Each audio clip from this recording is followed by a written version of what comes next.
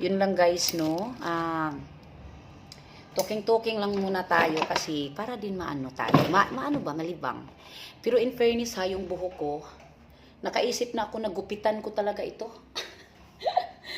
Kasi ayaw lang talaga ng may darling ko na pagupitan.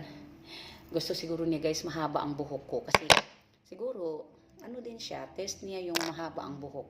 Pero sa akin gusto ko na sanang pagupitan.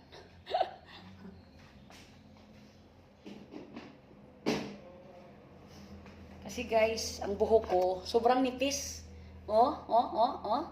Sus, my God. Pero tinitiis ko lang. Tinitiis ko lang kasi gusto naman niya na mahaba ang buhok ko. Tapos pag makita ko yung mga picture ko sa noon na mababa ang buhok ko, tapos parang maganda tingnan, makaisip ako guys na paputulan ko pero hindi talaga, bahala na. Kasi pagbigyan ko siya na mahaba ang buhok ko.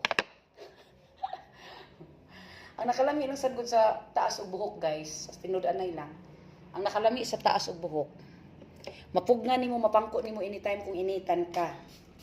Sige ko gamit ani pero wa man gyud baga akong buhok ko pero sige lang. Baho ra ba? Baho.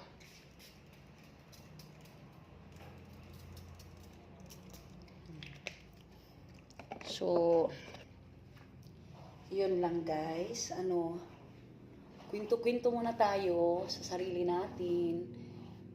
Kahit ano lang, kasi parang nahabit ko na din. Yun nga. Pag nandito lang ako sa bahay, ganito lang talaga ang mga ano ko.